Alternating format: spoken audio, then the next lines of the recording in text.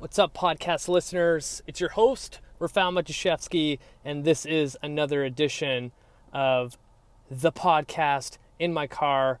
And before I start driving, I need to do my shout outs because I keep forgetting. So my new number one, all the way in Kentucky, in the States, a city named Bowling Green. Number 2 is Portland, Oregon. Number 3 is Martinez, California. And I said California weird. That shit happens to me all the time.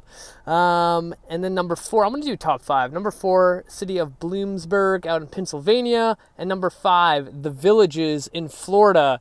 Shout out to everyone in the States listening to my show. Freaking awesome. I love it. And let's get this episode going because I am pumped to talk about squats. So I probably brought up the whole topic of squats maybe a year ago, and I need to revisit it because a lot of times when people start listening to my show, they don't go as far as, the episode they see that was the last one. So this might be a review for some of you, but it's always good to revisit topics. So, back squatting. Let's start there. I personally don't have any clients that back squat because, and I remember posting about this like a year ago on my social media, that in order for a good looking back squat, you need to have a lot of prerequisites, and 99% of the general population does not have that. The prerequisites in order to back squat effectively. And I got a lot of shit from the powerlifting community that they just couldn't handle what I said. But look at the average person, and I've brought this up so many times.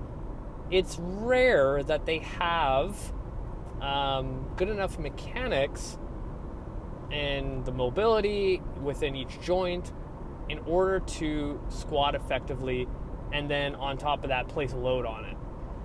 And even in the clinic, when we get CrossFitters that are pushing their bodies to the limit when it comes to squats and all that kind of fun stuff, they still get injured and they still have some issues. Like, not everyone is built to squat. Like, if you look at the literature of different pelvises, there's different ways how your femur kind of sits into the acetabulum. Like, you can't fight your genetic makeup sometimes when you're trying to squat.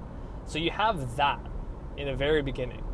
Secondly, if you are a general population person, you probably haven't deep squatted since you were a child. So now trying to get you into your depth, your deepest depth, under load, shit is not going to look nice. So when I look at back squatting, there's not really a place or a time where I've ever put it in. Even for my own training, maybe throughout the year I'll back squat once or twice, but it's not really been, a goal of mine to back squat 300 or anything like that. So let me go over what's necessary in order to back squat effectively. One, which is a huge one, is enough hip mobility. Most people don't have it. Number 2, enough thoracic extension in order to place the bar on your back and be in a somewhat upright position in order to squat effectively. Most people don't have that. Really good hip stabilizers. Most people don't have that. That's why when you see people back squat under a near maximal load, they'll usually shift over to one side and then come up. So it's kind of like this squiggly line and up, squiggly line and up. It's because they have a deficiency in one of their hips when it comes to stabilization. So then when it comes to squatting, the body is always going to go in the path of least resistance. So if it knows that it has a stronger hip, then it's going to go to that side. Now, next thing is adequate ankle mobility. People tend to have really shitty ankles. I've yet to meet a general population person. Let's scratch that. I would say 6 to 7 out of the 10 times when I get a person in for an assessment, they have adequate ankles, right? Like, it's not a lot, but it's not that bad. So we have that. The other thing that you need to back squat is enough shoulder external rotation. In order for your shoulder to get into an abducted position and then go into external rotation, a lot has to happen. So number one, your T-spine mobility for extension, which I mentioned earlier, plays a huge role in order for your shoulder to actually go into external rotation. So if you don't have enough spinal extension and you're throwing your glenohumeral joint into external rotation and the actual joint itself can't move, you're placing a shit ton of stress on that anterior shoulder. And a lot of people will complain of shoulder pain while back squatting. So those two and two go together. On top of that, in order for your shoulder to externally rotate, all the muscles involved for external rotation behind that shoulder blade need to work in harmony. Like those shoulder blades, all their movements are associated with about 17 or 18 muscles. I can't even remember anymore. So imagine if you had 2 or 3 muscles in the back there, not developed properly, and developed, I mean like they're in atrophy because you sit at a desk all fucking day. So now you're placing your shoulder blade in a weird position, maybe not even able to get there. You're placing your glenohumeral joint into external rotation that can't even get there because your T-spine sucks. That's a lot of shit that you need to clear up in order to get that back squat looking pretty. Now, the other thing you need is really good core stability in order to stabilize your spine. If you've ever seen people back squat where they lose it and they kind of cave forward, right? They didn't develop enough intra-abdominal pressure in order to stabilize their spine to drive that weight up against gravity. I see this all the time. People kind of just jitter around and then they just collapse, right? So working basic core stability in order to get there is huge. I just don't understand why, people skip steps in exercise all the time, right? So one, we have that. Most of the time, people don't even know how to utilize their diaphragm to create that intra-abdominal pressure. So there's another caveat that you need to understand when it comes to back squatting.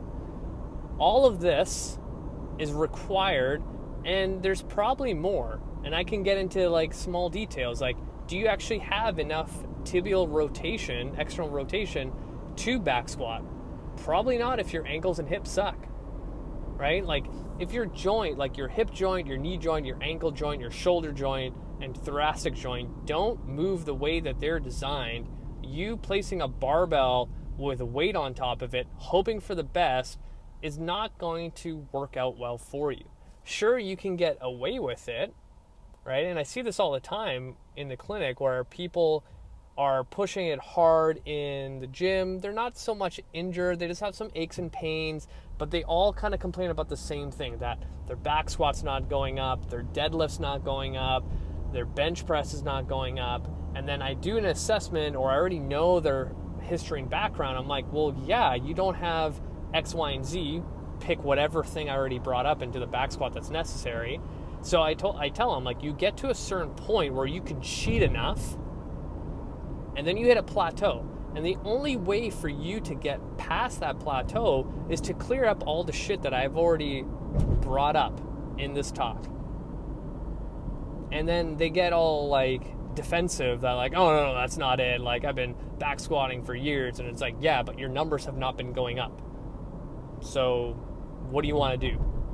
And most of the time when they don't listen to me and they continue back squatting with shitty body mechanics, that's when they really get injured. And then they're like, oh, my rib is out, and I'm putting air quotes, or my back really like pulled on me and I couldn't walk for 3 days. Like, that shit tends to happen when you don't have prerequisites down packed. Now, what if someone really wanted to squat, but at the same time could fix some things? So this is where I like front squatting. Not barbell front squatting, because that's a whole nother story that you need.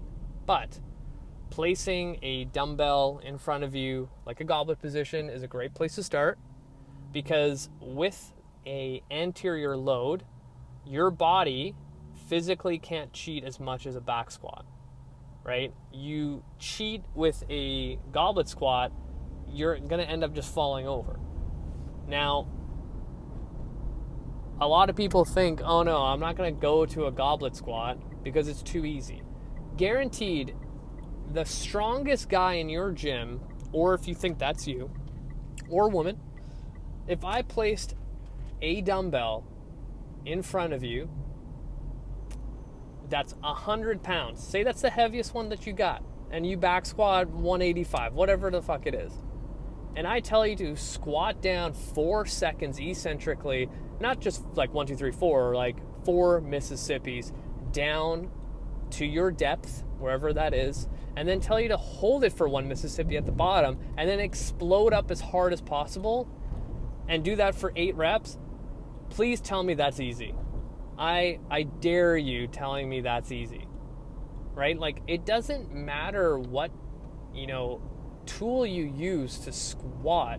There's so many different ways to make it challenging, and a lot of it is just tempo, right? People are under this impression that they have to have a barbell, they have to have X, Y, and Z, they have to have straps on their knees to like be strong. Like, fuck, get a 100-pound dumbbell and try to squat that thing the way I described, or grab a dumbbell at 50% of your body weight and see if you can actually squat that 25 times. Probably it's going to be super challenging, and you're going to feel where you're weak. You're going to feel those like little spots where you get exposed really quickly, where you need to work that shit out. That being said, if you want to challenge yourself even more, say you're listening to this, you're like, yeah, that makes sense, but I still feel like that's not going to help me. Take 2 dumbbells in a front rack position, but turn them into a supinated position, so you're almost like at the top of a bicep curl. Drive your elbows forward, so now the weight is in front of you, kind of hovering in front of your face, and now squat. I dare you to take like 30s or 35s and squat like that 12 times and tell me that that's not hard, right? Placing the load in front of you again makes it challenging, but now placing the load further away from your midline makes it really, really challenging. So, that being said, back squatting takes a lot of prerequisites. I'm not saying stay away from it forever because it's the plague. I'm saying that right now, it's probably not going to work out for you. But if you do things to improve your mobility, improve your tissue quality, then yes, go back to the back squat. But right now, most likely, that back squat is not taking you to your goals.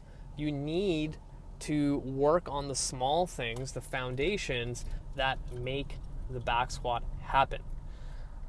That's it for me. Hopefully you like this little rant tangent episode. Let me know if you guys have any questions.